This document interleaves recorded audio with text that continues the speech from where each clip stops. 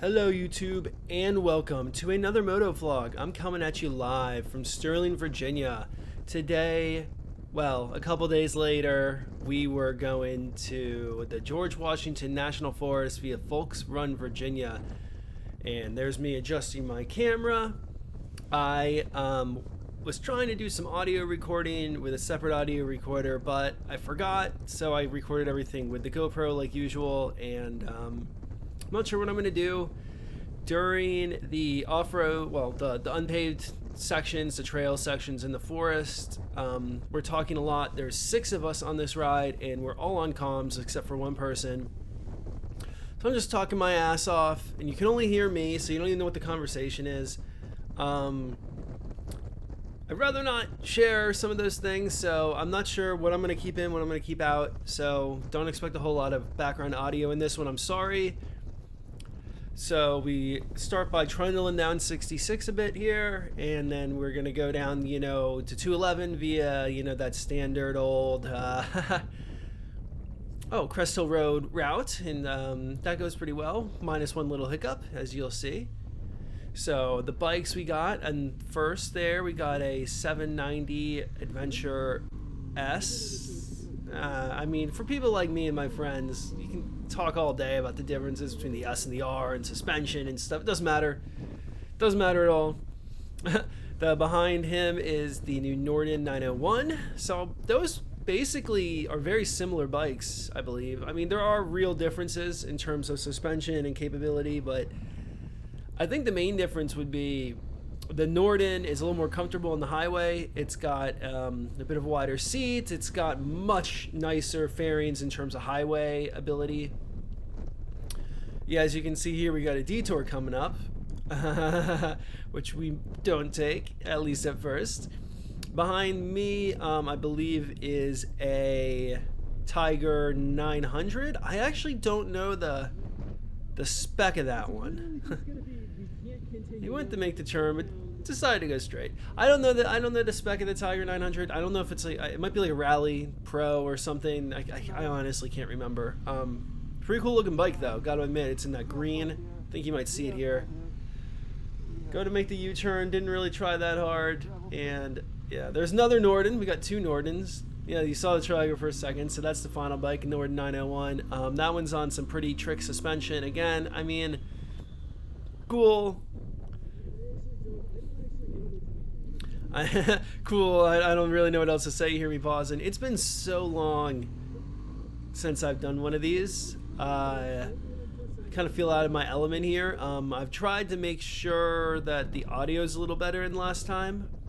I've got the mic like right up in my face. I got the gain turned way down. I was doing some testing, so hopefully when I'm done with this and I hit stop and all that, the audio sounds pretty good, at least my voice here. I've been recording in 4K. Record this whole ride in 4K on my Hero 5 Super View. I used the Pro Tune because I kind of like the more flat look. I'm not sure if I'm going to do any color grading. I'm really, really bad at it with DaVinci Pro. Or DaVinci Resolve, excuse me. I've just got the free version, which is fine. But yeah, in Premiere Pro, I felt like I could do a little color grading and not go over the top, and it looked all right. But with this, I feel like anything I do makes it look worse than this grade. I really like the way this grade actually looks, being a little more flat. So I think I'm just going to stick with that. But 4K is nice. We got 4K, maybe some decent audio of my horrible musings. So you're in for a real treat. We got a nice little VSP on 211. I mean, hey, what's a more... It's like peanut butter and jelly, you know what I mean? So we finally make it down to the road. As you can see, it's still pretty wintry out there. On this day, I think it was about... We're looking at low 50s, I think. You can see we're really just taking it nice and easy. I think I'm the only one in the group that has the full-on like 80/20s, in that I have, the Michelin Anarchy Adventures, which I love these tires, but they're better on the road than everyone else, so doesn't matter. And then they're worse off-road. the thing about these tires, of course, is, even like Anarchy Adventures have good grip and good performance, but really what's going on is that it's hard to trust yourself. Like when the bike starts slipping and sliding and moving around, you got to know how to react, and you got to also know how not to put yourself into a position that might end up causing, issues. So yeah, I mean, I think I've been getting better at that. The week before this, I went and did DC Dirt Camp on my GS, and that went pretty well. I learned a lot, especially about kind of how to stand and how to move around on the bike. Just reiterating, the things I knew as well. Things like, steering is the enemy off-road. I mean, obviously you have to steer, but what you want to do is minimize how much steering you have to apply. So if you don't know this, like on the road, you're going to have a fairly neutral body position most of the time. And that, that gives you have to counter steer, right? When you have a left turn here, right? Like I press left to go left, press right to go right. Now you still have to do that off-road, of course. But what you're going to want to do is you're going to want to lean the wrong way. So, like say for this right turn, I would lean my body to the left to make the bike lean more to the right. And that means the wheel has to turn less. It seems so counterintuitive, right? Like pushing the bike over seems like it would take more grip than keeping the bike upright. And I think at higher speeds, that's true. But when you're cornering off-road, you're typically not going very fast, and you don't have a lot of grip. So when you can minimize the steering, it just helps. I don't know. To be honest, these are things that I'm not necessarily like super familiar with, especially the physics. The physics of all this is very confusing to me. Because, of course, you hear on the track, right, when you hang off, less lean is less risk, yada, yada. Whatever, guys. So here we're getting pretty close. I wanted to put all this in because now we're in Folks Run, but I wanted to put all this in, one, because it's just beautiful country to look at, but also this is the reality of ADV riding. If you live in the DC metro area, you've got to go far. Like you've got to go all the way down 66. You got to go, a few miles down 81, and then you got to go another like 20 plus minutes out here to get in the Folks Run. And then finally here after like 2 plus hours after I set off after my house, we're here at the end state maintenance sign, and we're getting on some dirt roads. This is also gonna be the first time I'm doing any actual like dirt roads or gravel roads or anything with Enduro Pro. I finally bit the bullet and got that set up.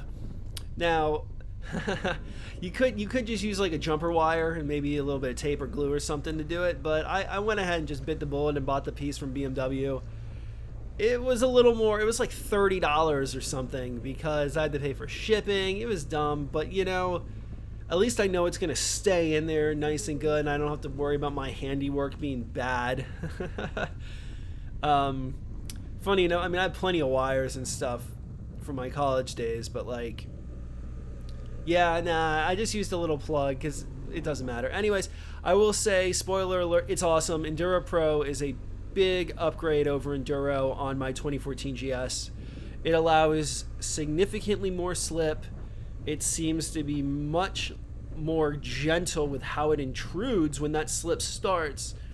And I think most importantly, it allows you to have front ABS but no rear ABS. And I mean, there's plenty of videos out there that have really good demonstrations of why you don't want rear ABS off-road, but basically, at least for my bike, the rear ABS, you just don't stop so good. Confederate flag, of course.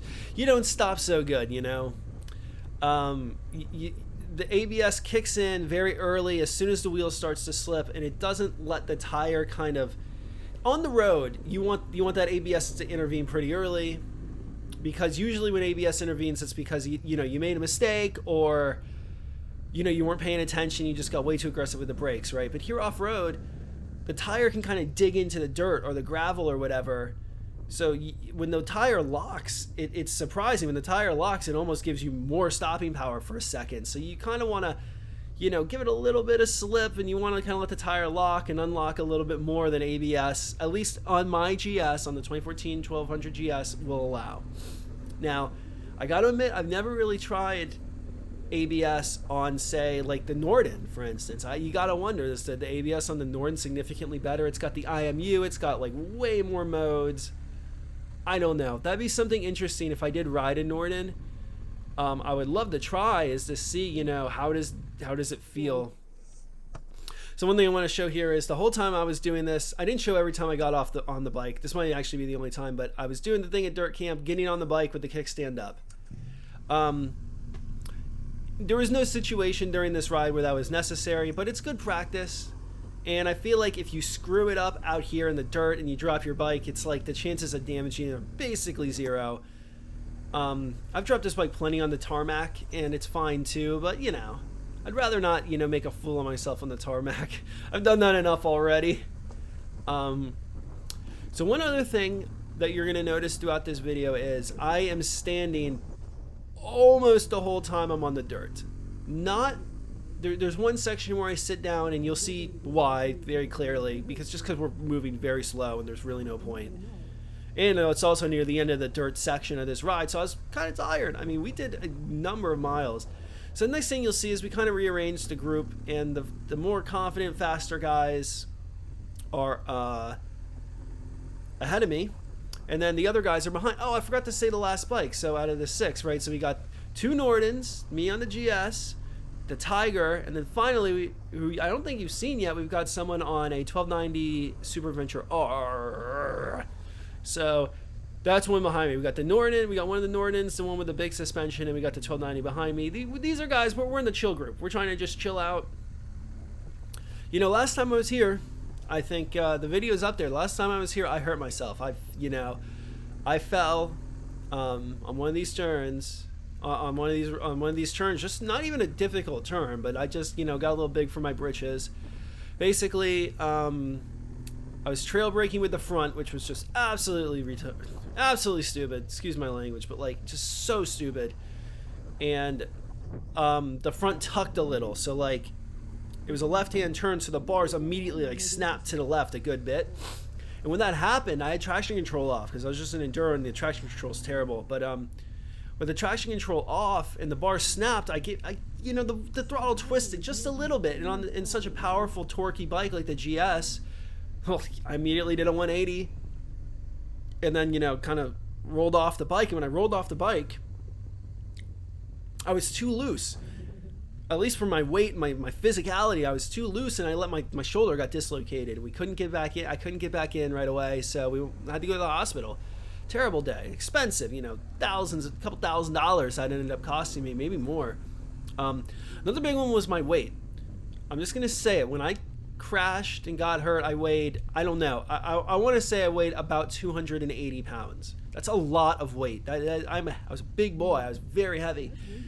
When I'm doing this ride here, I'm weighed 175, so 105 pounds lighter. I mean, my God. So that's kind of the reason I wanted to stand up. This is my first long ADV ride. I lost a bunch of weight. I'm back to where I used to be. I mean, before I started this channel, really, I was about this weight and about this level of physicality, maybe even a little less. But that's splitting hairs. But I was about the same way, about 175, and I got back there now. I feel really good physically, mentally, feel a bit better. I've been really, really cutting back on my drinking. Got to admit, when I drink, I still drink a little more than I should. Maybe I can't have 1 or 2, but instead I got to have like 4 or 5. But shit, that's a nice grass field. I'd love to practice there, man. If I come back, I feel like I want to ride up here just to go into that field a little bit, or up on these fields and kind of just do some like really slow speed maneuvers, like the DC Dirt Camp stuff. Anyway, but yeah, I mean, the combination, I just really wanted to test myself from a physical and mental perspective. Because when I was doing this last time when I did crash, I couldn't stand up. I didn't have the strength and endurance to actually pull it off.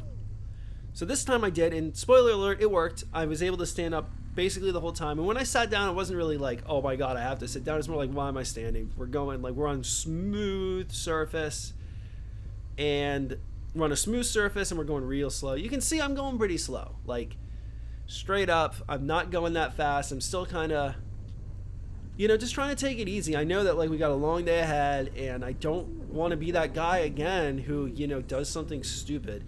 And one thing I wanted to do with the speed I was going at was that I really didn't want to have to like break into the turns. And you can see here, one thing that's always you got to keep in mind when you're doing this stuff is these are roads. These are two-way roads.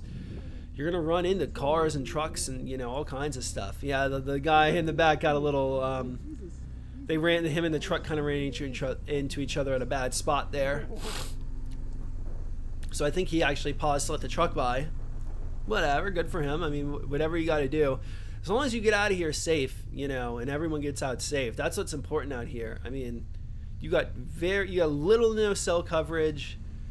We'll see later, especially when you go off the road, there's like nothing. You just fall straight off a sheer cliff at points here, You just don't want to do anything too stupid. Like it's great to have fun and, push yourself a little, but like, I don't know. I don't think these roads are the place to go fast because the consequences are too high and there's just no people. Like, where do you want to ride an ATV bike fast? I honestly don't really know. I mean, I see people riding these roads fast. It's all over the place. I mean, my God, if I was a popular channel and I was a, proficient professional motorcyclist, like you see these guys reviewing these adventure bikes, I'd be going like 60 miles an hour, 70 miles an hour down this road, ripping through these turns, but I'm just not. I'm not good at riding like that.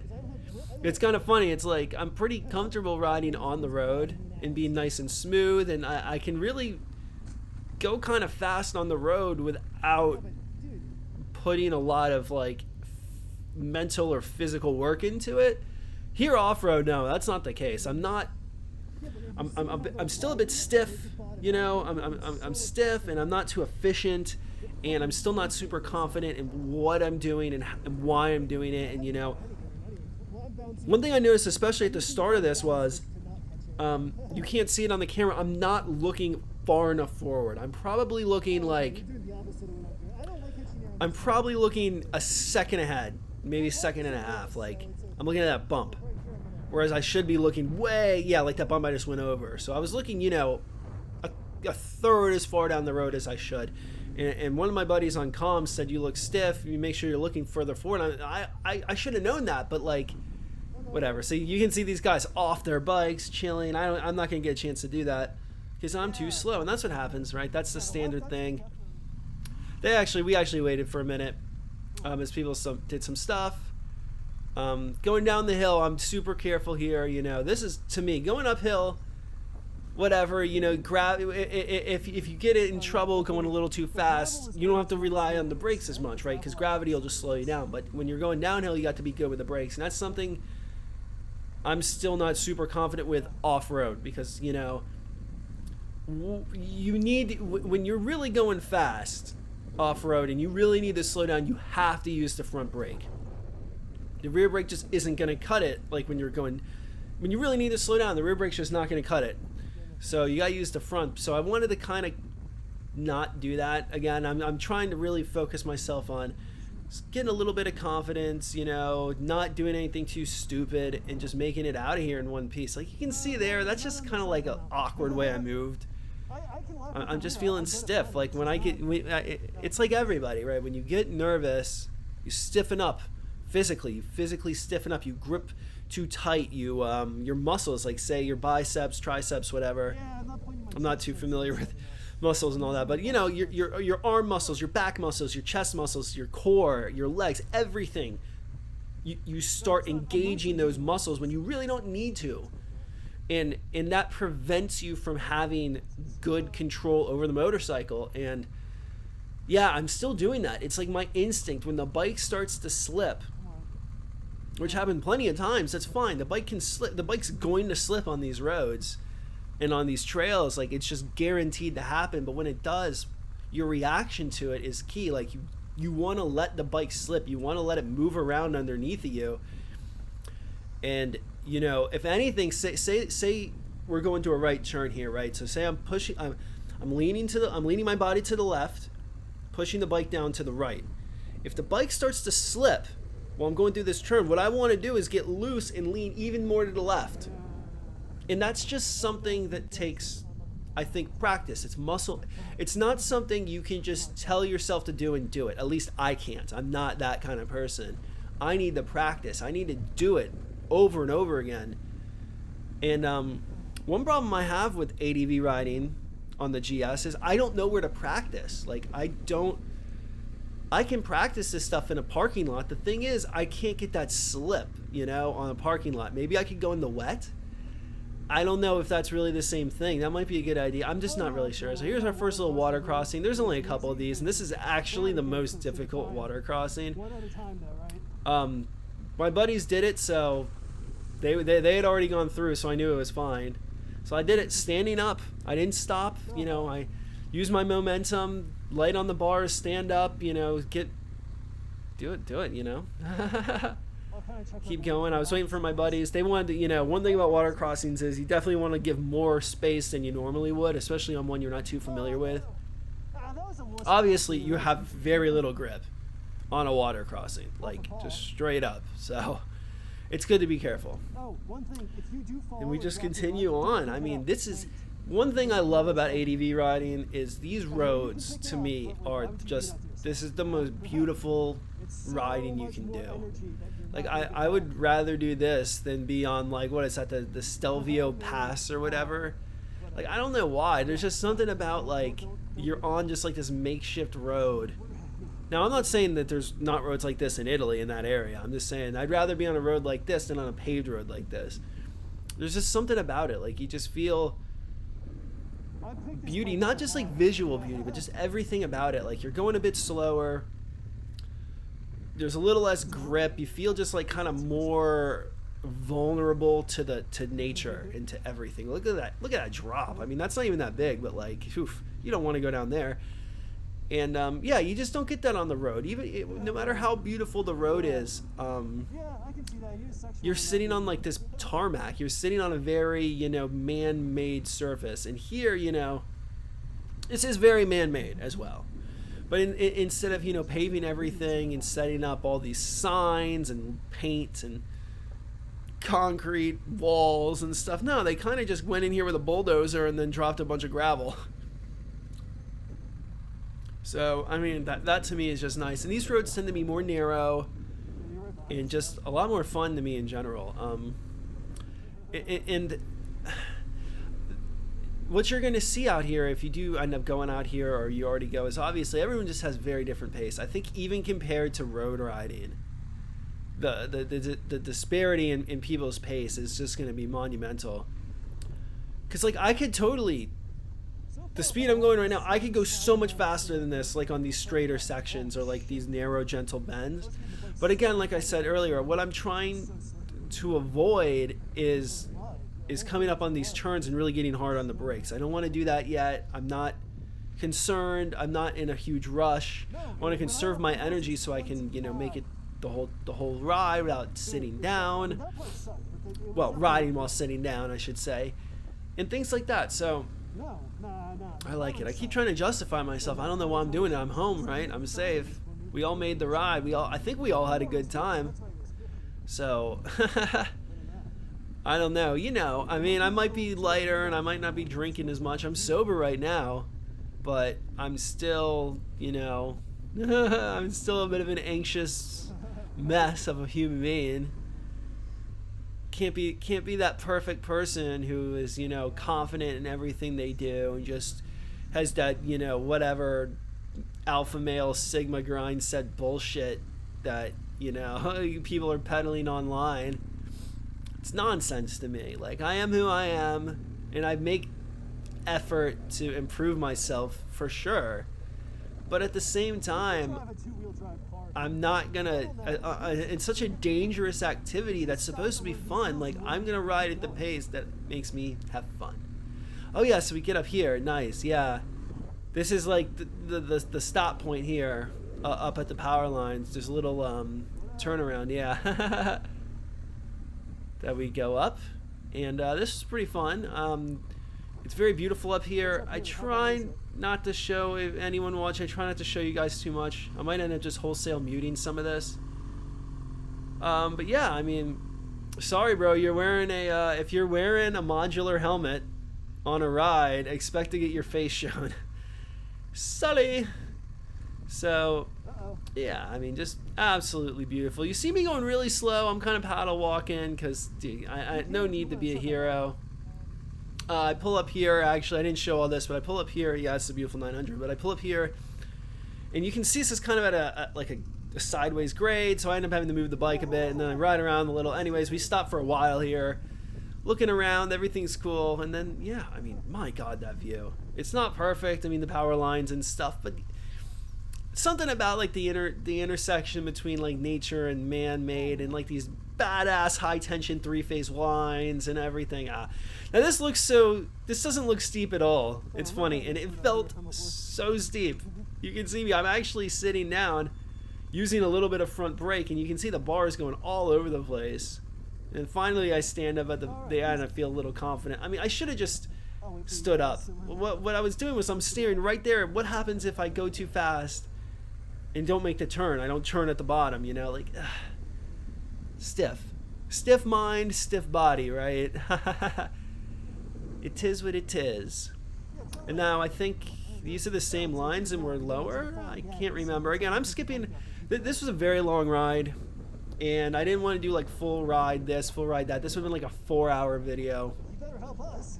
I believe we were on the bikes riding just in the woods for over 2 hours, just out in the woods. And I wanted to show kind of the whole experience of this ride, which to me is not just being here, but getting here and getting home. So here we got a man on a 701 Husky. I think we saw him twice. I don't think I showed him the second time. I forgot to edit that up. Sorry, I'm not going to go back. This is so far a one-take audio recording, which is great stuff. I'm not gonna go back and edit, try to find that guy where he was. It doesn't matter. He like looped around. I think he must live out here or something, because the 701, I mean, riding 2 hours on the highway on a 701, you're not gonna want to go off-road after that. You're gonna be hurting. That thing has like a dirt bike seat. So great off-road, you know, especially when you're sitting. So one thing about the GS, I have a Sergeant seat, which is kind of like a comfort touring seat, and it's great and I love it. Especially when it's underwater. It's so comfortable. I mean, your butt's gonna hurt on any bike, but like it helps a lot. It gives you a lot of support and you can move around on it. But what you really can't do is it's so wide that it makes pushing the bike down when you're sitting quite difficult, and actually it makes it quite physically demanding. Moving around on the bike with the seat's really grippy and it's hard to move around on it. So, and it's padded, so like when you sit on it, you kind of sink into it just a little. Like it's not great. It's not a sports seat. So that's another reason I want to practice standing up, because when I'm standing up, the seat doesn't really matter on this bike. I'm standing at like the narrowest part of the seat, and I'm, you know, forward and everything. So I don't have to worry too much about it. But when I'm sitting down, it's very hard to move from side to side and really use your body English correctly to do that. Also, this is the lower GS, and even though I have some pretty nice aftermarket suspension, at the end of the day, when you're sitting on my GS, my lower GS, and you're going on these bumpy roads at a moderate pace, I wouldn't say bumpy, these somewhat bumpy roads at a moderate pace, you get beat up. Like, you feel it. You feel so much of the bumps and stuff, and it tires you out. So here we all met again and stopped for a second. Now we're moving again. I think this is the end. This not the end. This is the end of the first road. It's like Vepco Road and then Dry River Run Road or something like that. This is getting close to the section where I did crash, and you'll see, like, I think I'm going to point the turn out, but like, I remember there's just like nothing special about it. I went around plenty of more difficult turns, but what I did was, besides the stuff I said earlier, I violated the first rule of riding in a group, and that is, of course, ride your own ride. I felt like I should be able to keep up with the guy ahead of me, and that's the same guy who's leading this ride. This time, though, no, I don't feel like that. To be honest, he's on a bike that just is much more confidence-inspiring off-road. It's easier to ride off-road. It weighs a lot less, like 100 pounds less straight up or more. and he's got much more aggressive tires. He knows more about the electronics, much better electronics, just so many things. Is this the turn? This might be the turn right here. So yeah, I mean, I was out here to the right, and you see where there's gravel. I kind of went into that a little bit, and that was, yeah, that was all she wrote. And right about here is where I hit the ground. It was a long, like, I really thought I could save it until I was basically on the ground, and then that's when the pain anyway. So now I'm finally getting the ride down here. Nice. I have to admit, I mean, this has been a great day so far. I mean, at that point I'm thinking, I did it. I got further than I've ever gotten down here on this particular road. I am pretty, I mean, I've had this bike for over 35, I've had this bike for like 35,000 miles, and I'm still like a noob. That's, I mean, that's all it is. Like, I have a stiff mind, I'm an anxious person, I really think about consequences a lot, and like, it's hard for me. Whether it be on the road, the dirt, or the track, it is difficult for me to loosen up and relax and just do the right thing. So, yeah, especially when, you know, the bike starts slipping and sliding. Look at this. I mean, this is a narrow road. And I think we're here at the end. Is that what I'm showing? I thought we were at the end. Are we on the next road now? I don't know. I'm talking to myself on my own video. I really hope the quality of what I'm seeing here translates to the YouTube, because like I can see the mountains there in the background, and they're not that detailed, but they look good. And the whole thing looks pretty good. Yeah, I think this is the end. So we're gonna come up here to the end of whatever this road is, and we'll make a left. It's like Long Run, and I think we pretty much take that all the way down to like almost. I think we take it all the way down to like 33 almost. I'm not exactly sure how it works. It's kind of confusing. There's like trails and stuff too. Another water crossing. I mean, I feel like just stay off the paint unless you want to slip and slide a little. Yeah, we're here. Oh, wait. Yeah, so we make the left there. We meet up for a second, make the left there. If we make a right, because when I got carted out, you make the right and it's like a paved road that goes back to civilization. So this road is a bit more technical.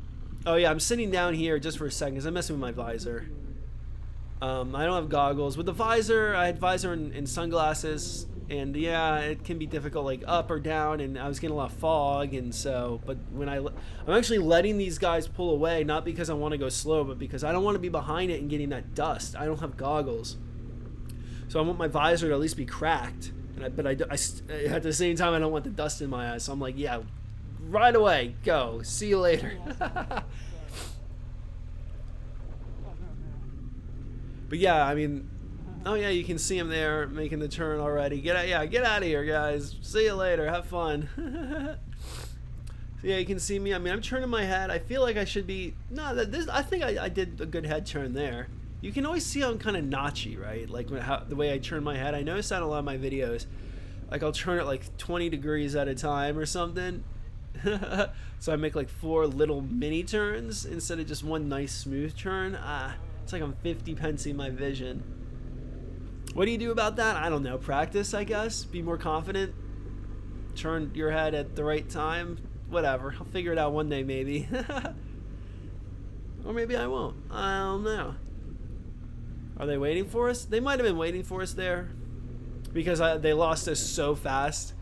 Like I said, I was like, go guys, I'm not even gonna I'm gonna slow down on purpose just so I can not be in y'all's dust trails. See, I see how close they're kind of riding. I don't like riding that close to people, but unfortunately I do end up riding a little close a couple times. And that was really a mistake on my part. We'll see it here in a bit. But this road does get a little more technical. It starts out kind of dusty. Feels good here. When you're kicking up dust like that, I feel like, yeah, the surface is a little loose, but that's not necessarily a bad thing, because you're kind of digging in under that first layer of dirt. So you do feel quite good, you know, you feel some grip. As we get further into this, though, we get a little more rockiness and a little more in terms of grades as well, like rocky, kind of steeper hill climbs, which is nice, nothing crazy. And to be funny, that was actually the part where I was enjoying it the most, because it harkens back to when I still had the CRF 230F, and doing the slow speed stuff is kind of fun. Like the GS loves going slow. The thing is just got the tractor factor for days. Oh, yeah, Especially when you're slipping the clutch, you can go like 5 miles an hour, like in second gear up a hill. Nice little clutch slip, no problem. You gotta love that stuff. You just gotta love it. At least I love it. But that brings up a good point in that it's very difficult because different bikes and different riders want to go at different paces uphill. And one of the worst things that can happen to you going uphill is when you have to check up and go significantly slower than you want to go. Because if your bike wants to go, say, 10 miles an hour, but you have to go 5, that can cause, momentum issues, traction issues. Maybe you're slipping the clutch now when you really aren't confident to do it.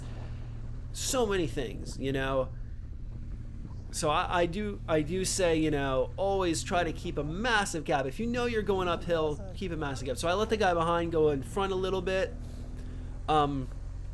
No real reason. We were all kind of trying to go to the same pace, and you'll see here, I think I might let him go ahead. Again, mostly because of the dust. I just don't want to be in his dust. But you can see he's sitting, he's chill, like, there's no need for me to stand at this pace. But at the same time, I'm trying, again, one, it's a nice workout, but two, it's, can I do it? Can I really stand on this bike the way it is, the way it's currently configured and set up all day long?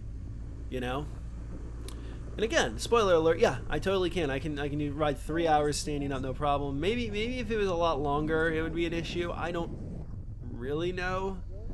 Damn, that's a grass field there. Holy moly. None of that has, like, private property signs either. I think that's just, like, national forest land. Awesome. Yeah, you can see him going a little close because, again, he's going about the same speed I would go. So I'm not really thinking about it. I know that we're all kind of doing the same thing. Oh, excuse me. Had a little burp there.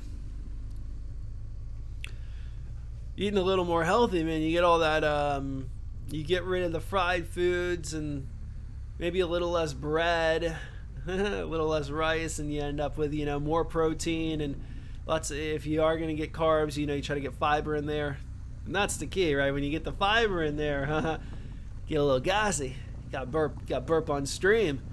Yeah, you can see here, this is where it really starts. I guess when we went to the left here, not too sure what we're doing, or what this road is. Excuse me, I know what we're doing. I'm not too sure what this road is. But yeah, I feel like on this kind of stuff, you definitely want to stand, at least on these big bikes, because with a small bike, like say you're on like a dirt bike that weighs 200 pounds or 250 pounds, you can kind of use your feet and like push the bike up, and it's not really all that big of a deal, especially if you're going slow and you're not torquing your knees or whatever. But on these big bikes, if the bike starts to go down, you really don't want to try and stop it. Your best bet is to just like jump off pretty much and like be on top of the bike so it doesn't fall on you. So standing can help. Like even here, I'm standing, right? Going by this truck at like, 3 miles an hour. We all get by. They're waiting for us because they didn't know if it's going to take a minute or not for us to get by. Or not. Maybe they're resting. This I like, though. You see how rocky this is? It's like really loose surface. I'm on road tire. Basically, the Aniki Adventure is, glorified road tires, essentially. And going on loose surface, going on rocks, this is no problem. Strangely enough, at the pace we're going, like doing this right here, it feels good. I felt really good doing this. I'd say my confidence levels riding off-road are okay. When it comes to mud and really loose stuff, I sat down there for a second. I'm not sure why. When it comes to mud and loose surfaces, yeah, maybe not, especially with my tires that I have. But when it comes to like rockiness and like really rocky and bumpy hills, going up hills especially, like, it's all right. Downhill's a little more scary, especially because you're getting on the brakes, and with the loose surfaces and the brakes and stuff, if you break a little traction accelerating, it's fun, it's nice. But when you break that traction, we made a left there, by the way. When you break the traction going downhill on the brakes, it's a little more scary because like, am I gonna make the turn? Am I gonna end up going too fast for something or other, and like let things get away from me? Yeah. I gotta keep talking. I got a lot of video to talk through, right? So it's why you 4 viewers now. It's why you 4 to 10 viewers I have tune into my videos. Will I watch this for myself? I don't even know. Maybe I just turn the volume down. That's what I like to do sometimes. I say this in almost all my videos, but now that we're in it again, I mean, I feel like a great way to watch this is just like I like to put on like the background when I'm working or something and just not even have any sound. Now, I'd love to do a raw ride here of something like this. I should have had the voice recorder, or not the voice recorder, the cell phone in the tail section of the bike. I feel like it would have gotten just a little voice, but like 90% like just bike noise, engine noise, suspension noise, all that good stuff. But instead, you know, I'm basically talking right into the microphone. It's like 3 inches from my mouth, just on the other side of the helmet. So at these low speeds, like I'm probably here. That's like some of the fastest I've gone on these trails. I'm going, what, like 25 miles an hour? So I'm really going slow, so you can just, there's no wind noise to block out my voice. Yeah, you can see there I've got some confidence. Like I saw the hill coming, I saw the rocks, and my reaction was, let's go a little faster, let's get some momentum so I don't have to work. I let the bike do the work, you know, and that to me is great. That's what it should be, in a sense. I'm on Enduro Pro. Did I let this guy get away? I guess I let the guy get really far away from me. Doesn't really matter. Again, look at that, riding in the rocks a little. You can see some slip there. I think that kind of gave me a little bit of a butt pucker factor for a second. Might have gripped the bars a little too tight, but it was all good, you know, kept going, everything's fine. Just taking it nice and easy. No need to be a hero on these roads. You can only lose out here, right? That's like my favorite saying. You can't win. You can only lose. Oops, excuse me, I dropped my something on my desk there. That wasn't too loud in the video. Oh well. My gosh, now you can see me going down. Now we finally got some more downhill rocky stuff. Here I'm a little concerned, like, because we're churning on this loose stuff, so I want to be over the front tire, but I'm also braking a little, so I want to be more over the rear tire, like maybe be a little more neutral in the middle. It was probably the right answer. I don't really know. It's fine. You can see where I'm looking though. I'm not looking off to the right. I'm really just looking straight ahead, trying to keep my head and my eyes up. I'm not doing a great job. I know I'm not doing a great job. I'm looking too close to the front tire. And that's something I worked on really hard on the street, and I'm pretty good about it on the street. I wouldn't say I'm great. I mean, there's always I'm not that great, but I do a pretty good job. But here, again, I get tense body, tight body, whatever. I get stiff. That's right, stiff mind, stiff body. That's what I was saying. So there's that guy. I guess he's checking up, waiting for us. We're just too slow. Yeah, but I mean, he's on a 1290 SAR, a bike that's designed much more for off-road than the GS, with a 21-inch front wheel, off-road style suspension that's not really, you know, the GS suspension's great and all, but it's really designed as an all-around more like road-based suspension, and it feels great on the road. It feels pretty good off-road, but when you ride a bike like that 1290 or like a Husqvarna or something, oh my god, it's like a different world. Like, even for me, there's just something about the geometry of it in general that just makes it so much easier. Oh, here's the guy again. I did put him in. Woo! We got our guy twice. Yeah, that's the second time we've seen him. So he came out and did something. Although, is that a different guy? I don't know. I feel like that actually might have been a different guy. I'm not really sure. Like, it's the same bike, obviously, but that one had, like, I feel like the mirrors were a little different. He did stop, though, again. I'm a little confused why he was stopping. I mean, let's assume that was the same guy. I wonder why he was stopping like that. Is he just used to it? Yeah. I mean, we're both on bikes. It's like we can ride by each other. Like, there's no problem. Maybe he's had a bad experience with, like, crappy ADV riders not controlling their bikes and hitting him because he was riding and he got scared. I don't know. Stuff like this is a little more nervous for me. Like that. You see how it looks really slick? So with the tires I have, right, not having any knobbies at all, am I going to dig in? Am I just going to slide? I don't know. You can see us all catching up, though. You can also see him standing there. And I believe he's standing because look how rocky and rough this is. I mean, if you're sitting down, I don't care how good the suspension on your bike is, you're at least going to get beat up a little bit. And it's going to make the bike work harder as well, right? Because when you're standing, you can use your legs as suspension, but when you're sitting, not so much.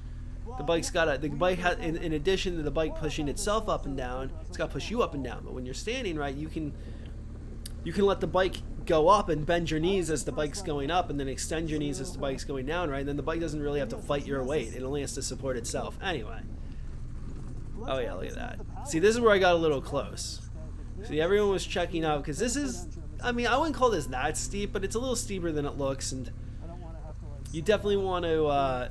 I'm trying my best not to get too close to him. So I actually like riding slow up hills and rocky stuff, so this was no problem for me. But yeah, just for a second there, I was like, nah, I gotta back up. That's not where I want to be. And then again, also with these roads, one thing I know is you don't necessarily need to ride on the right all the time. It definitely, can make sense, especially if you're going faster. It makes a lot of sense. But I'm near the middle of this group. If there's a car coming the other way, those guys in the front are going to run into it and slow it down, or whatever, long before I get there. So riding on the left, especially staggering like this up a hill, like if for some reason we're going up a steep section and he stops or falls or something, and I'm on the other lane, I can keep going and get my bike into a good position, like say at the top of the hill or at a spot where it's not as steep or rocky, so I can stop and get off the bike easily and go help him. Again, one thing I think you gotta realize on these, especially on big adventure bikes, but honestly in general when riding off-road, is if you're riding with people, which you should be, don't pick your bike up. There's really no point to pick it up by yourself. Like when you drop your bike, turn it off, turn off the key, and honestly just wait a minute, catch your breath. Let your buddy or your buddies come help you pick it up, because unless you're like at the end of the ride, you've got more riding to do. And if you tire yourself out physically picking your bike up, well, my God, you might crash again because you're tired. Like, you don't want to do that. That's just not, it's unnecessary most of the time. Obviously, there's exceptions to every rule. One exception I love thinking about is, of course, a lot of motorcycle riders, there's the, I had the layer down, and then a lot of people will say, well, you should never lay it down. It's always better to stay on the bike. And then I say, well, no, that's not always true. Like, I was watching like the Daytona 200 races, and there was the Twins Cup, and this guy went off at turn 2, and he went off in such a way that he was heading straight, like perpendicular to turn 3. So if he had kept going, he would have gone into turn 3 and crashed into other riders. So because he's on the grass, he's on a Twins bike with slick tires on the grass. As we stopped at the haunted tree, yeah, there's a sign there. I'm actually not sure what that sign said, and I can't read it. So GoPro, very low detail. What are you gonna do? But anyway, so what he did was he tried to get the bike stopped, and you could tell when he thought that maybe he wasn't able to get the bike stopped. Well, he kind of just bailed off. He kind of, I wouldn't say he jumped off, but he kind of just like gave it a lot of rear brake and kind of just threw the bike out from underneath him, so to speak. And you can even hear the commentator. Oh my gosh, Roger Hayden, great rider, one of the best riders in America, right? Or at least he was. And he said that was a great move. I'm really glad that he got rid of the bike there instead of potentially riding into someone else. And then again, the other thing I can think of is like when Maverick Vinales had that thing a couple of years ago. I think it was 2020 when the maybe it was 2019. I can't remember. Maverick Vinales had that thing at Red Bull Ring where the brakes failed. Well, yeah, if you don't have brakes, I mean, you gotta jump off because you have a lot less mass by yourself and you're not rolling. You're gonna slide right on your leather. So these are exceptional situations. That's not normal. Like even if you're on a bike on slicks and you're on the grass, most of the time you do want to stay on the bike. You don't want to lay it down. You can come to you might stop. It might take longer to stop staying on the bike, but that's fine, right? And especially when you're on the road. Like, come on, when you're on the road and your brakes are working, you basically have zero reason to drop the bike. If you did drop it, it's because you panicked, you locked the brakes, you did something you shouldn't have done, and you caused the bike to fall. Like, it happens. Riding motorcycles, I wouldn't say it's hard, but it is. Honestly, it is hard because I'm thinking back to the MSF, and like, getting on a bike when you don't know what you're doing is difficult. Like, once you start to get it, what I'm trying to say, once you start to kind of get how to ride, then it becomes more natural and easier. Oh, wow. Pretty sure I went that wide on purpose. I don't remember. I was, again, trying not to lean the bike too much. Stiff mind, stiff body. Oh, God. But yeah, I mean, it is difficult. Just even riding, say, a 250, little 250, or even a 120, even riding like a 125 in a parking lot, that can be hard for people. I remember when I first did it. It wasn't that hard for me, but that's because I knew how to use a clutch pretty well. I knew what they were and how they worked. I knew how to ride a bicycle pretty well. I was somewhat physically fit, mentally fit as well. And even still, I had to try quite hard to do things. And I remember doing like that box drill that they do in the MSF courses. And I couldn't do it right. Like, I'm not saying I totally failed at it, but like, I remember when I got it right maybe like twice out of all the times I tried it, and certainly not on the test. I had to put my foot down, kind of put my foot down to keep my balance on the bike. And of course that's because, I'm not confident, I'm not using the clutch correctly, yada yada yada. But that's fine. It's something that, you get better at. So now we're going downhill some more. You can see the road's getting a little more, it's like a different color. Like, yeah, wow. Oh yeah, this is the turn. I didn't look at it right away, but you might hear it if I have the audio on. It's funny, like, right here I'm talking to, like, okay, this is like a parking lot, just nice and easy. No need to, like, go around this at any kind of speed. I'm like, look, and I kind of see over the edge. And I'm like, man, that's so beautiful. But now I'm like, I got to get around this. Definitely don't want to go wide at all, so you can see me going really narrow. And then I look over, I'm like, whoa, holy crap. Like, that is a drop off there. Like, it's like 100+ feet sheer cliff. No guardrail, no protection. Like, you better not mess that turn up. Like, I've seen some people, on Snickersville Road, that one little U-turn it has, it can catch some people out because it's like it's almost like an optical illusion or something. It's really easy to go like a little wide and get sucked off the road. It's like, don't want to do that there. That's gonna be the last thing you ever do. I do remember we saw a cross with some flowers somewhere on this road. I can't remember if I have it in the video or not. But it happens. Like, you gotta know people out here are passing away on these roads from time to time. Maybe it's negligence or speed or drinking and driving or someone coming the other way doing one of those three. But man, it is sad. But I mean, look at this. There's a lot less safety on a road like this than on a paved road. Much less, say, like a boulevard in a city.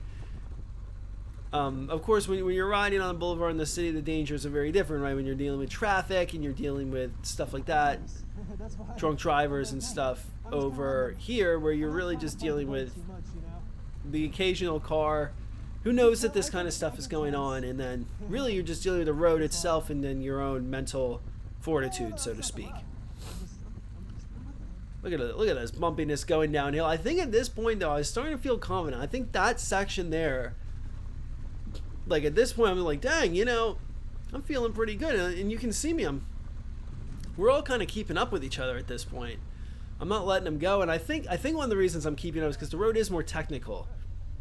So while those guys, I think up front are quite confident on, that first road we went on was very smooth, and while it had some of those like jumps and little jumps and bumps, it didn't have these rocks. And so I think they were very confident to like, let's give it some gas going down the straightaways and then break into the turns. But now when they're on these roads, they don't want to, these are heavy bikes. They don't want to go very fast on this really bumpy, rocky stuff. Like, look at that. Look how much the camera's shaking. Like, I'm standing up with my knees bent and really trying to absorb these bumps. Yeah, you can see me looking at that. It's just so beautiful. Oh my God. Yeah, you can see me just absorbing the bumps, but still, it's like, and then you can see them gone now, like, as I'm going so slow, because I'm like, oh, there's the cross. Jeez. Yeah, and you can see why. Like, if you fall off of this, whether it be, in a car or a bike, like, my God, if you fall down there, even if you survive the fall, like, if you're by yourself or something, or if, say, you and your buddy both fall down there, it's like, dude, no one's gonna find you for a while. You might be out there for days, and yeah, even if you survive the initial fall, like, you're not camping. You don't have you might not have water. You certainly don't have shelter, and you might not have the ability to walk. So, oh, why did the thing not transition right there? It doesn't. Da Vinci, I'll try to fix that. Just gotta change the subject, right? Because I was getting a little sad and morbid, but always have a buddy. Look at the rocks. Yeah, you can see me like I'm going kind of like the same speed I was going on the other road, but now I'm going it on the rocks. I wanted to go over the rocks here. It felt like it's a better line. Like if I'd gone around the rocks, sure, I might have had more grip, but I would have to turn the bike more. So less grip and less turning, or more grip and more turning. It kind of evens out, right? So in that case, I'd rather just take the less turning line, because honestly, it's just a more efficient line in general, right? You're not moving the bike all over the road and swooping in and out in an attempt to just get yourself a little more grip. So yeah, that explains some of the. If you see some of these weird lines, and again, I'm still pretty new to this, like, so maybe I am taking these weird, inefficient, stupid lines. Whatever, it is what it is. I am again. I'm trying to commit to the things I'm doing, right? Like if I start going down a line, I don't want to like. What am I trying to say? I don't want to like push the bike around and like force myself to go to another line for some reason. So here again, I feel like I'm close. I feel like I'm too close. Everything's fine, but like if one of these guys has to check up at the wrong time for me, and then I have to, and then also maybe he falls right ahead of me, and then I fall too because I lose my momentum at a bad spot as well, and I'm not able to get my footing or something, right? That didn't happen. This isn't really a very serious hill climb. Like, you can tell it's kind of steep, but it's not that bad. A lot of cuts probably, right? The bumps. Yes. All the rocks. The Anarchy Adventures do pretty good on those rocks. Again, where I think they kind of give you a little less confidence would be really just kind of in the looser stuff, and you just have to understand you do have less grip. Like, if you're trying to keep up with someone who has, you know, nice aggressive off-road tires, and you're on these tires, like, it's not a smart move, because they're going to be able to do things with the bike, like when they're pushing, they're going to be able to push the bike harder than you will. Full stop. Like, if your skill level is the same, like, their bike is more capable than yours. So you definitely have to keep that in mind, like, all the time. I wouldn't say like, oh, keep it in mind all the time. So now finally we're getting to this part. So it says road closed ahead, and we get to this T intersection, and my buddy has all the GPS and everything up, and he's saying the only part of the road that's closed is straight ahead, but that's the part we were trying to go down. So we can turn around, or we can turn left or right. But left or right isn't a road. It's actually an ATV trail, like a dirt bike trail. And honestly, I said, dude, I don't want to go down a dirt bike trail. Like, either let's turn around or go straight, because none of us have been on that trail. We don't know if it's difficult or not. And again, we don't know if it's loose or this or that. And man, we're all getting kind of tired. Like, anything that if it's super technical, like, we're going to have someone have a problem. So this is where I'm sitting, and you can see we are going really slow, 9.4 miles an hour. And while this surface is quite muddy, it's very smooth. So I figured, you know, while we're going nice and slow and kind of just going on this, I'm just going to give my body a break here. We don't know what's coming up. We don't know if we're going to have to turn around and come back up this road, or what's going to happen if there's some super technical section that we're going to have to deal with, or anything like that. So I'm just, you know, taking it nice and easy. Thankfully for us, this like kind of muddy section, that was basically it. At this point, you can see it becomes a lot less muddy. Well, I guess not yet, but pretty quickly it does become less muddy, and it comes to like it's like ungraded gravel or something. It's just these like huge gravel rocks, which I'll take that over mud, at least on the tires I have. If I was on the you know, the tires that these other guys have, this is great. Like, honestly, if you got nice knobby tires, you got some grip on this stuff. But again, if you have basically a glorified street tire, having confidence on that, it's like, it's gonna get you in trouble. I've fallen in this kind of stuff before on this bike, and it's because, yeah, you go to push the bike down or steer it through a turn, and there's just nothing. The bike's just on the ground instantly. There's no saving it. And that's always what I worry about. That's literally what I mean. We don't know what the conditions are. I mean, falling at 10 miles an hour is probably not the worst thing in the world, but still, like, what if you fall, like, especially the GS, because it doesn't, like, sometimes a lot of times when you fall with the GS, the rear stays on the ground, and it might spin the bike, or the bike might move a little. Imagine you fall in the wrong way, and then the bike just drives itself off that cliff. It's like, shit. You just ruined everyone's day, especially your own, right? Anyway, yeah, at this point I'm still sitting. I'm pretty sure here I stand up soon, because these rocks, like, you can see how much the bars are moving, and I want to, on something like this, you definitely want to, like, disconnect from the bike. You don't want to let the bike kind of push you around and, like, dictate what you're doing. You can also see here I've got and I was doing this pretty much the whole time, is covering the clutch. Like, oh man, I am not running with the clutch out on stuff like this, because it's when you got the clutch in the friction zone a bit, it makes it so you can be so much more smooth over the bumps. Like, if you hit a big bump that's unexpected and maybe you're a little tenser than you should be, well, if you have the clutch partially pulled in, you probably won't, like, have the bike surge forward like you would if the clutch was fully out. So that's a good thing to have. Yeah, that's a nice view up there, that little mountain. So yeah, we keep going. So yeah, at this point I'm standing up, because we are upping the pace just a little, right? Maybe now we're going 15 miles an hour instead of 10 or something. Good stuff. We're actually getting, this is the last section of dirt, so we're getting closer to the end of this part of the ride, which is nice. And then we, got to head back and everything. God, what a view. So many nice views.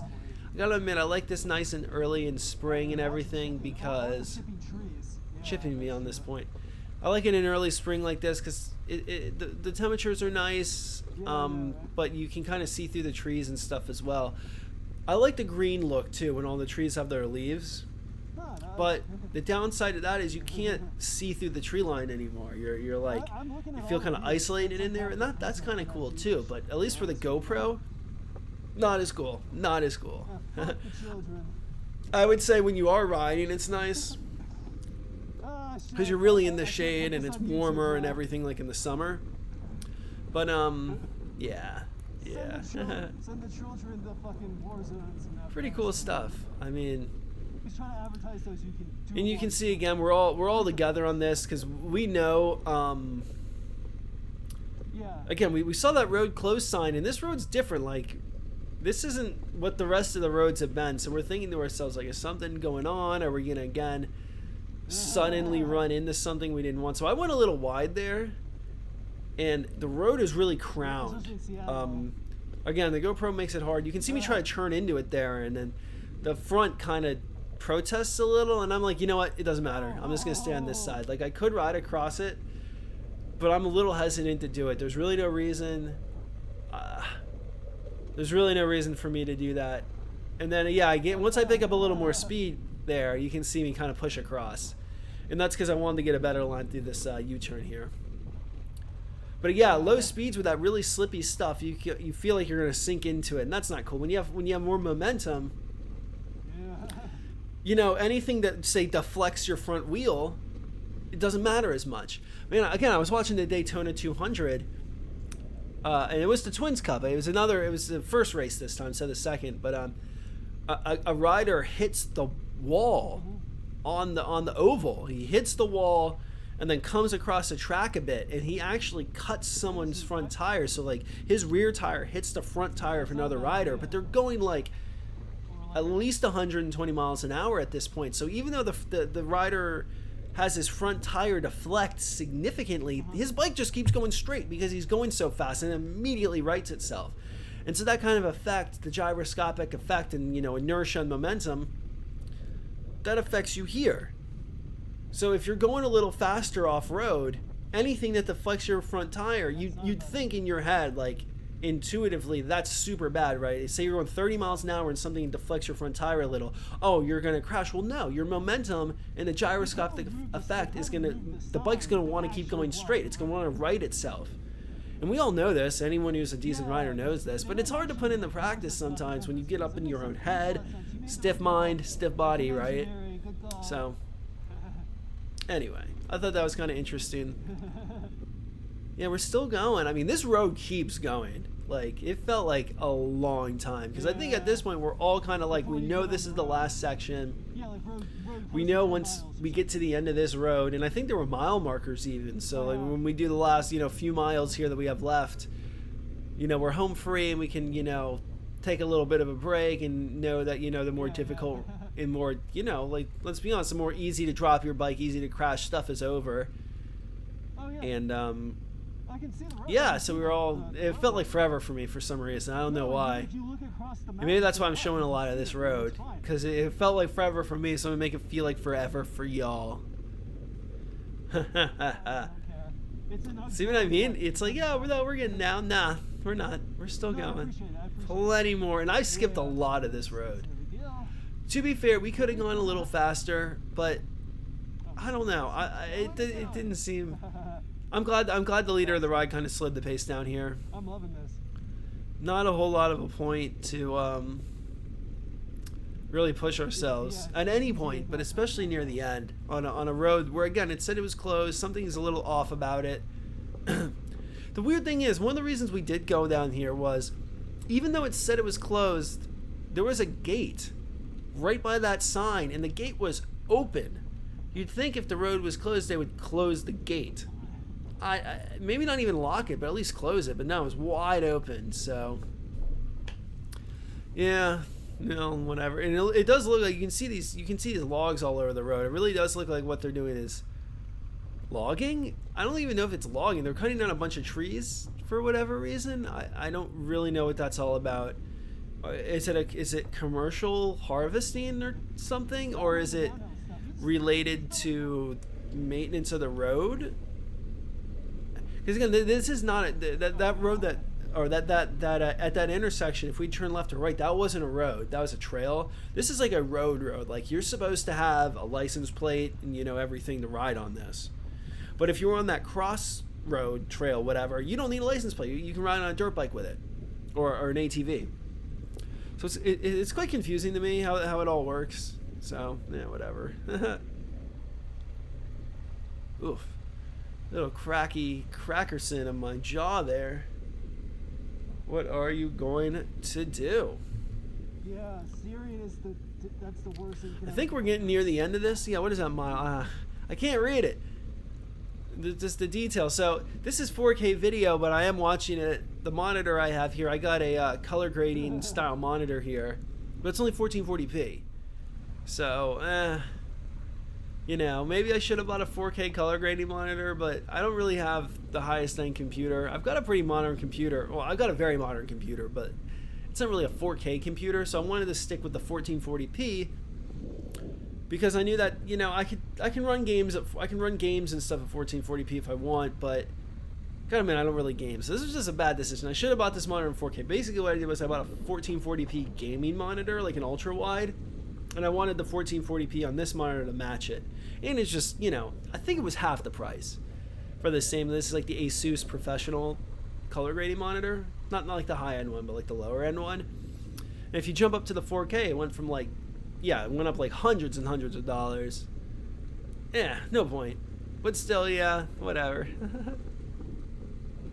Yeah, look at all these trees they're knocking down. I'm very confused about what's going on here now that I'm watching this again.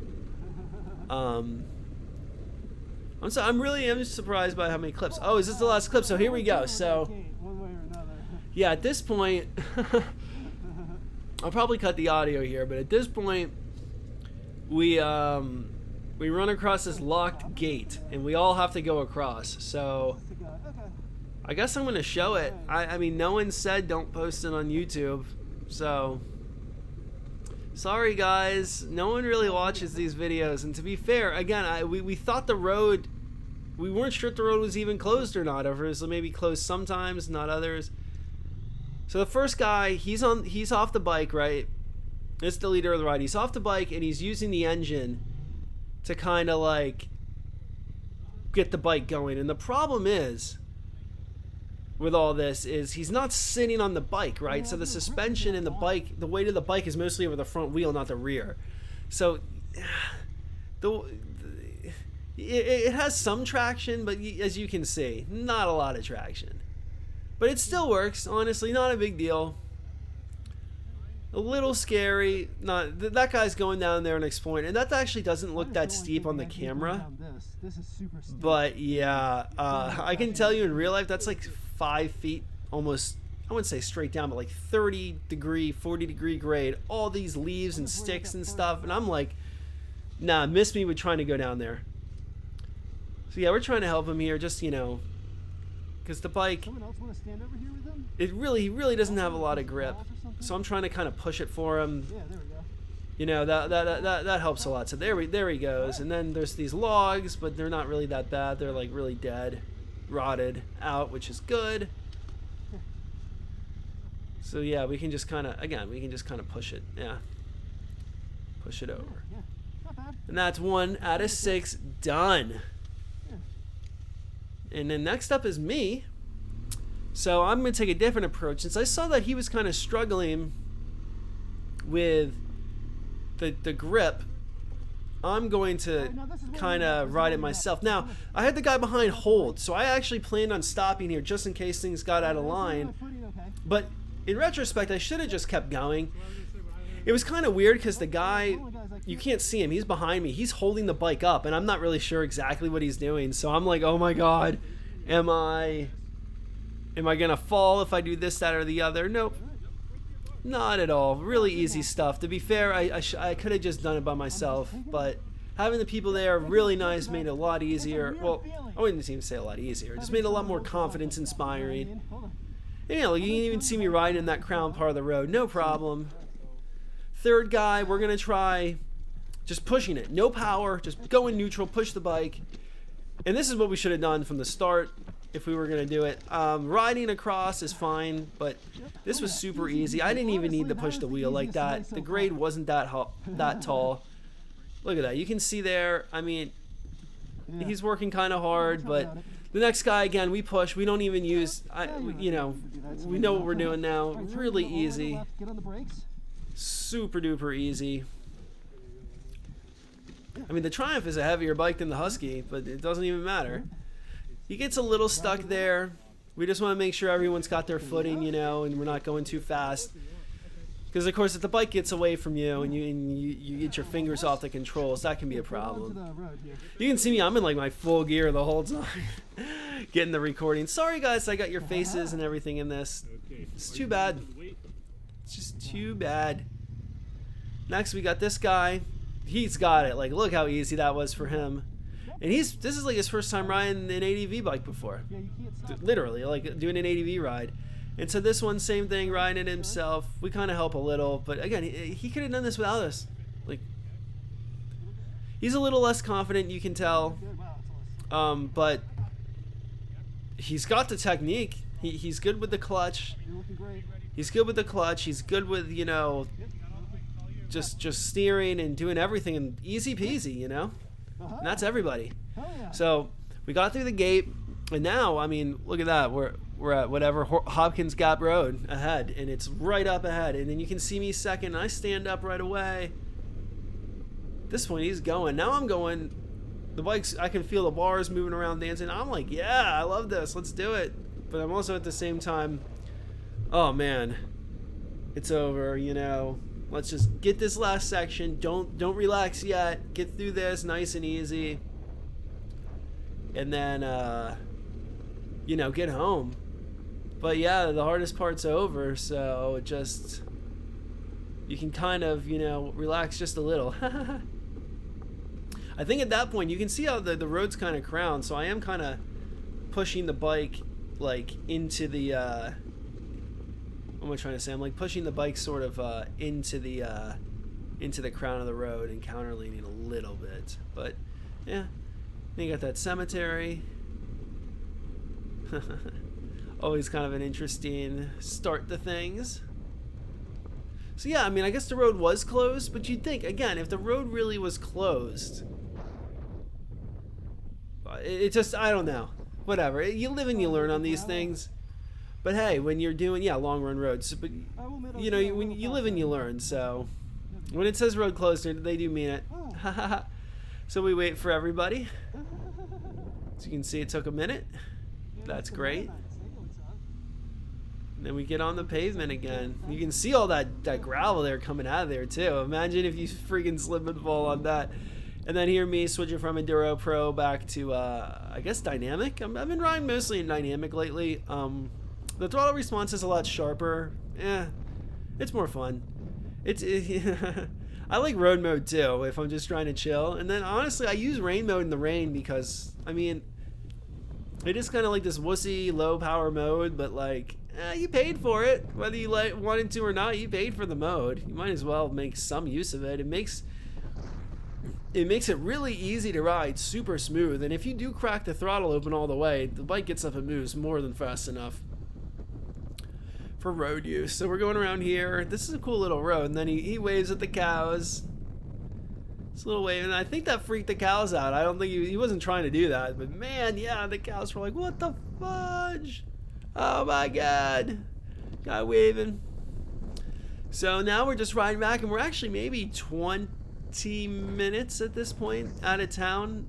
At least 20 minutes from the.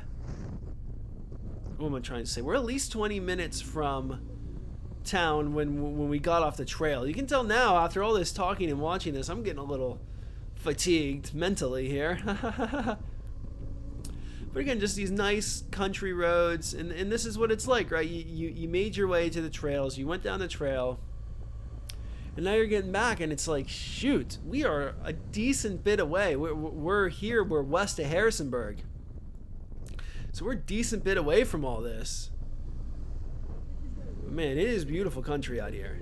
Gotta admit, especially here in the spring, where the grass is just this perfect shade of green, and even though the trees don't really have any leaves, it's like you can still see really far away because of it. It's just so nice, so beautiful. And then we start making our way back. I'm actually gonna end up with one other rider, the guy in the 1290. We split off. The 4 other riders end up spending some time in Harrisonburg. But me and the other guy, he had stuff he had to do with his family, but I was ready to get back to my pets and just back home. I was kind of cold, and I just wanted to get, laid down and relax, and I wasn't that hungry either, so very cool stuff here. A little bit of cornering. It's always nice to lean into the turn. For someone like me who's primarily a road rider, you get to lean into the turn again.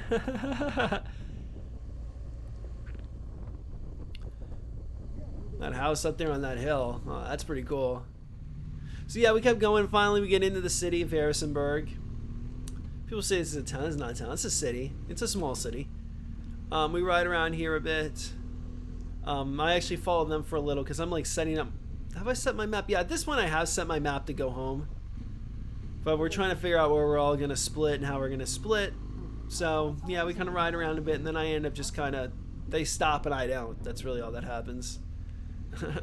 And then we ride back to 81 and go from there. And I'm going to show a bit of that as well. There's just a few things to see there, because, again, it's the reality of the Northern Virginia, D.C. area adventure riding. Like, you'll see it because we didn't really run into any traffic on the way down here, but you'll see what happens on the way back. We do hit some traffic. It's not like bad, but a little bit of slow pace, and then I think we actually come to a complete stop on the interstate like twice. It is what it is. So I think at this point I skip ahead, yeah. So at this point, either they go, we stop and get some gas, and now we're getting on the highway. I like showing the on-ramp. Like, just the total opposite of riding off-road, right? I'm sitting here, like, leaned way off on the inside. Sitting down, looking around, giving some gas, coming out of the turn. I'm moving there. I don't know how fast I was going. That was at least 80, right?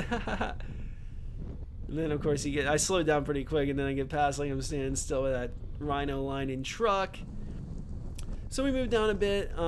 This is a bit down the road, probably 15-20 miles minimum. You can see these guys are like braking.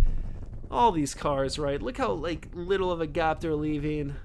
Although I'm not much better, to be fair, but yeah, we kind of check up. Oh yeah, I remember seeing the little bird there in the camera. I'm standing up because I'm trying to get a better view of like, okay, is this really bad? Or are they stopped up ahead? What's going on? But they were moving, thankfully. It was really just volume issues. I don't think there were any wrecks or anything like that. It was all volume, just lots of cars, people creating that, concertina effect to such an extreme degree that it caused, traffic to slow down a bunch and stop a bunch. I don't think I showed every time, or even most of the times we slowed down, just because, it's getting late in the video. Y'all have been here for quite a long time at this point, right? We are like, what, an hour and 20 minutes into an hour and 28 or whatever. We're like an hour and 28 minutes. We're an hour and 20 minutes into this. I'm trying to get you home. I'm trying to get you home eventually, right? Yeah, I mean, if you sit around for a few more minutes. Oh, you can see here, yeah, I put this one in because it did start drizzling a little. Oh, and one thing I forgot to mention. You couldn't see it on the camera at all. There was a little bit of like freezing rain and snow up there on the mountain. Just a tiny bit. Almost like, not even like flurries, like less than flurries. Just tiny little bit of sprinkly snow and freezing rain. I should have mentioned that earlier, but to be honest, it was such a small amount that I forgot. What can you say? See here, I usually don't like passing on the right, but man, it was this guy in the black car. He was just, I don't know how to explain. He wasn't driving fast enough. Like when everyone would speed up and go like 70 or 75, he was going like 65, not really hitting the gas. So yeah, I was like, let's get around this guy. And I was thinking maybe we could. I didn't know if I was gonna pass this truck on the right or not, but then they kind of started matching their speed. So I'm like, let's just get back in the left. Yeah, whatever. That's how it is on the highway for me. Sometimes it can be a little stressful when I'm riding by myself.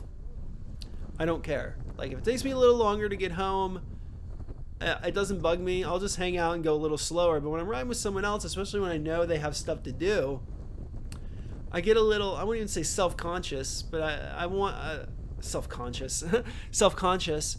I get a little, maybe I should be more aggressive. But you can see here, like, oh man, look at this, we're stopping. You can see me looking in my mirrors, like, oh shit, do I need to like worry about splitting or something? Nope. Do I stop? Yeah, I mean that's a stop. I mean, you're not gonna track stand that for like, I think we were stopped for like a solid 15 seconds, and then we end up moving and slowing and going and yada yada. But then a minute or two later, we end up moving again. Yeah, at this point, again, we're still going. You can see me looking around. One other thing to note here is the wind on the highway was crazy.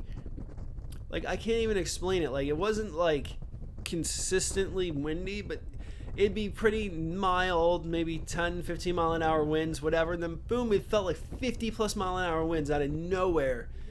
Come and go real quick. So, yeah, if you see me kind of all over the road in a couple spots like that one, yeah, that's why. I was just like, yeah, I'm not going to try to fight it too much. We're all kind of physically and mentally tired. So now, again, some more stop and go stuff, and now we're getting close to 66. So I pull over here because I know this is like the last couple hundred yards. Yeah, right here. This is the exit for 66. I'm like, yes, we're home free. How it always works is when there's all this traffic on 81, they're not going on 66. They're not going to DC. I don't know where the hell they're going, but it ain't DC. Yeah, you can see there, like, my head shaking. I don't think I was, like, nodding or shaking my head. I think that's literally the wind kind of, like, it's so strong, it's, like, blowing my head around a little bit. Because, again, on the road, I'm a little less stiff. It's weird. On the road, yeah, you can see me leaning, like, weird. Yeah, it's super windy here. So it's just, yeah, and then, look, now it's smooth. So, like, what's going on? I remember like my helmet felt like it was getting like pushed up, and like my strap was holding my helmet on my head. And that's something I've like never felt, even on the track at like 150 miles an hour. So it was very strange how like the gusts were like really messing with me with the crosswinds there. It wasn't dangerous. You know, I know how to handle it. I wasn't like in any danger. It was just surprising, really. Interesting to me. So here, yeah, I see this ahead. I might want to get over. So, yeah, I kind of thought they might have been blocking that lane a little bit, but now they're just disabled or they had a wreck. Hard to say. Hard to say. But of course, that was 17, so we're getting pretty close, right? We're past Front Royal now. This is one of the last parts. I know that. Yeah, these guys, we're going what? It's hard to say. Darn it. It's hard for me to say. We're not going that fast, though. We're going like maybe 71, 72 miles an hour. And then we're just passing this guy like he's not even moving. Give him a little thumbs up. His buddy's way ahead, too. I think his buddy's like, come on, dude. Give it the beans. Let's go a little faster. Everyone's passing us. I don't know. That's fine. I don't mind people going kind of slow. Oh, that was a new GS, too. So we had the double GS passing there. As you can see, the GS can go a lot faster than that on a straight line. Yeah, 24 miles to, so we go another 24 miles down here. Not much to see. The traffic getting into the Northern Virginia area was really light. Like, this is the heaviest traffic so far. Like, this is as heavy as it got from the previous clip to now. So I was just showing, this is what the exit looks like now.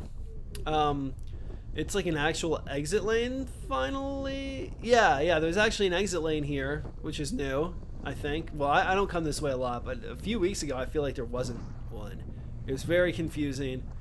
But now it looks like they're finally kind of making it a little easier to see and figure out what's going on, which is nice. And then I think we're going to have, I think this is our last clip. So I just want to say, as in all these longer, ridiculous videos that like, I make these kind of like as a diary for myself. Not really trying to impress anybody. Certainly not trying to make any money or gain an audience or anything like that. This is whatever. Salt, right? Yeah. So if you have watched it this far, I do want to thank you. I mean, it's interesting and maybe I can hear your feedback, you know, in real life or whatever, or in a comment. It doesn't really matter. Riding is difficult. Once you get used to it, it's easy, but it's always dangerous, and there's always, you know, it's always super easy to make a mistake. So that's why I always say, you know, that little mantra, think about your riding at the end. Just, it pays to do it. It's a fun thing to do. Riding's amazing, and when you're good at it, certainly better than me, but the better you get at it, the more fun it becomes typically. Oh, watch this. Can we see it? Yeah, he kind of like has the rear squirm around a little bit there. So yeah, that's really about it, guys. I really do want you to think about your riding and just have a good time. Now you see how it is. Take care.